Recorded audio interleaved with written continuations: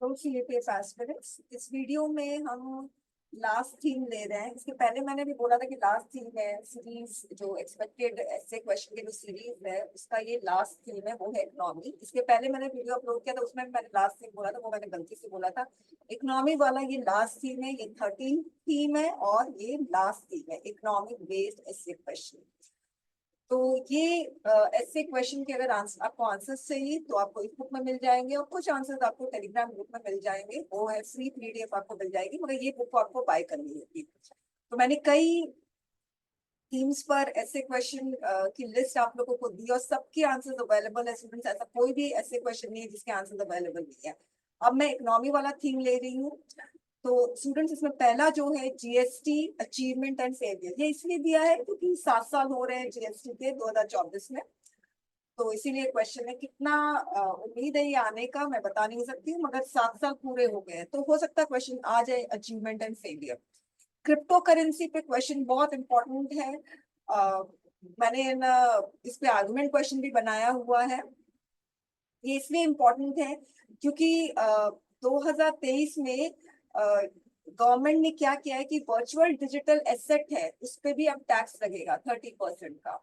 तो इस पे रिपोर्ट भी आ सकता है वर्चुअल डिजिटल एसेट, तो इस पे रिपोर्ट का क्वेश्चन भी मैंने तैयार किया हुआ है और इस पे ऐसे क्वेश्चन भी आ सकता है।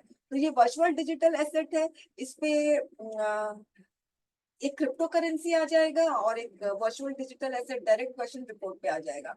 फिर नेक्स्ट है digital payment ecosystem in India, opportunities and challenges. Obviously सरकार जो है इन्फ्लेशन को कंट्रोल करने के लिए डिजिटल पेमेंट को प्रमोट कर रही है, तो उसी के बारे में ये है क्वेश्चन। फिर banking crisis in India, failure of governance and regulation. सबसे पहली चीज है डेक्कन हेराल्ड में एडिटोरियल में 28 नवंबर 2023 पे इस पे क्वेश्चन, इस पे आर्टिकल आया हुआ है। और ये क्वेश्चन इसलिए भी इम्पोर्टेंट है कि यूनाइटेड स्टेट्स ऑफ अमेरिका खुद एक बैंकिंग क्राइसिस से गुजर रहा है। उसका एक बैंक मार्च 2023 में कोलैप्स कर गया था या फेल कर गया था। तो आप इस पे एक बार देख लेना। तो हो सकता है कि इंडिया पे इसका इम्पैक्ट पड़े, या इंडिया को इससे लेसन मिला है कि अपने बैंकिंग रिफॉर्म्स को और तेजी से बढ़ाए। फिर fintech is the key driver for financial inclusion. Fintech का मतलब फाइनेंस प्लस टेक्नोलॉजी, जैसे एग्रीटेक बोलेंगे तो एग्रीकल्चर प्लस टेक्नोलॉजी, यानी बैंकिंग में टेक्नोलॉजी को कैसे इंक्लूड करके हम फाइनेंशियल इंक्लूजन कर सकते हैं। यानी जो रूरल एरियाज है, बैकवर्ड एरियाज है, वो लोग भी अपना बैंक अकाउंट खोले, उसी को हम फाइनेंशियल इंक्लूजन कहते हैं। फिर challenges for Indian fiscal federalism, ये क्वेश्चन बहुत बहुत इंपॉर्टेंट है स्टूडेंट, क्योंकि हिंदू में आर्टिकल आया हुआ है इस पे, union government rein on financial transfer to state. इसमें ये बोला गया है कि सरकार ने क्या किया है, फाइनेंशियल ट्रांसफर, जो स्टेट्स को फाइनेंशियल ट्रांसफर होता है उसको रिड्यूस कर दिया गया और अपना जो शेयर उसको बढ़ा दिया, स्टेट्स का शेयर जो है उसको रिड्यूस कर दिया। इसलिए क्वेश्चन बहुत इंपॉर्टेंट है। फिर addressing the problems of e commerce sector, तो ये इसलिए इंपॉर्टेंट है क्योंकि national e commerce policy introduce किया है 2023 में, इससे भी इंपॉर्टेंट है। हो सकता है इस पे रिपोर्ट क्वेश्चन भी आ जाए, मैंने अभी तक नहीं बनाया इस पे रिपोर्ट क्वेश्चन। फिर नेक्स्ट है Indian informal sector, its contribution to economy. ये इसलिए इंपॉर्टेंट है क्योंकि 90% वर्कफोर्स इंडियन इनफॉर्मल सेक्टर में एंगेज है, हाफ ऑफ जीडीपी कॉन्ट्रीब्यूशन होता है। और फिर एक मिंट में ये आर्टिकल आया था, India war on informal labour is turning out bad for workers. फिर कॉम्प्लेक्सिटीज, ये इनफॉर्मल सेक्टर का मतलब अनऑर्गेनाइज सेक्टर, तो कहीं पे अनऑर्गेनाइज सेक्टर बोलेगा, कहीं पे इनफॉर्मल सेक्टर बोलेगा, बात एक ही है। Complexities and changing identities of unorganise sectors, ठीक है। फिर social security to all the employees, देखिए इनफॉर्मल सेक्टर में जो भी वर्कफोर्स है उनको कोई सोशल सिक्योरिटी नहीं मिल रही है, फाइन। तो ये क्वेश्चन बहुत इंपॉर्टेंट है कि एम्प्लॉयज को सोशल सिक्योरिटी मिलनी चाहिए फॉर डिसेंट वर्क एनवायरमेंट। फिर low participation of women in workforce, very important. इस पे क्वेश्चन आया हुआ है, मैं सॉरी नॉट क्वेश्चन, इस पे एक आर्टिकल आया था, low participation of women in workforce. मैं उसका ना मैं डेटा नहीं दे पा रही हूँ, हिंदू में इसका आर्टिकल आया था। तो ये क्वेश्चन बहुत इंपॉर्टेंट है। फिर inclusive growth in India requires policy measures to address poverty. तो पॉवर्टी तो अभी भी है इंडिया में, इनफैक्ट राइज किया है, तो आप लोगों को ये 12 और 13 क्वेश्चन जो है ये पॉवर्टी पे है, ये इंपॉर्टेंट है।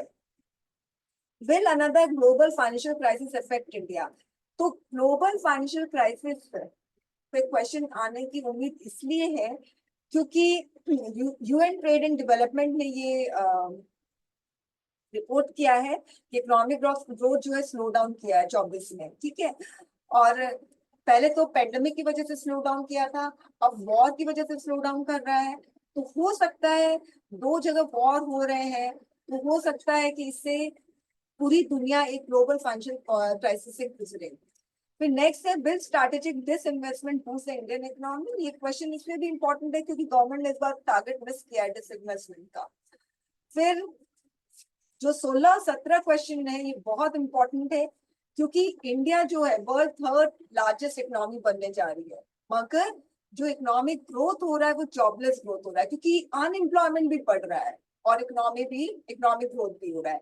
तो इसलिए दोनों चीज साइमल्टेनियसली चल रही है। तो इसीलिए क्वेश्चन बहुत इंपॉर्टेंट है, क्या इंडिया एक्सपीरियंस कर रहा है जॉबलेस ग्रोथ। फिर एक और क्वेश्चन इसी इसी को मैंने रीफ्रेम किया, economic growth must be employment intensive. फिर नेक्स्ट है Indian economy is not witnessing a steady climb. तो ये क्वेश्चन इसमें इंपॉर्टेंट है, वर्ल्ड थर्ड लार्जेस्ट इकोनॉमी। अगर क्वेश्चन आ जाता है कॉन्ट्राडिक्टरी क्वेश्चन कि Indian economy is not witnessing a steady climb, तो आप इंट्रोडक्शन में कर सकते हो कि India is set to become world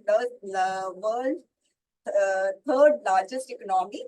मगर फिर आप ये दोगे कि अनएम्प्लॉयमेंट बढ़ रहा है, low participation of women in workforce के बारे में बता सकते हो, पॉवर्टी के बारे में बता सकते हो, इंक्लूजन के बारे में बता सकते हो, ठीक है।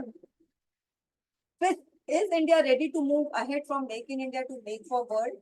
ये भी क्वेश्चन इंपॉर्टेंट है। ग्लोबल सेमीकंडक्टर हब ये बहुत इंपॉर्टेंट है क्योंकि जो सेमीकंडक्टर को बनाता है वो एक ताइवान बहुत बड़ा कंट्री है, चाइना बहुत बड़ा कंट्री है, रशिया बहुत बड़ा कंट्री, यूएसए। इंडिया में अभी सेमीकंडक्टर मार्केट आया नहीं है, मैन्युफैक्चरर्स आए नहीं है। तो क्या इंडिया का ये जो एम है ग्लोबल सेमीकंडक्टर हब का, इसमें क्या पॉलिसीज सरकार ने ली है। फिर नेक्स्ट है, लास्ट है, food price inflation causes and effect. बहुत इंपॉर्टेंट क्वेश्चन है स्टूडेंट्स।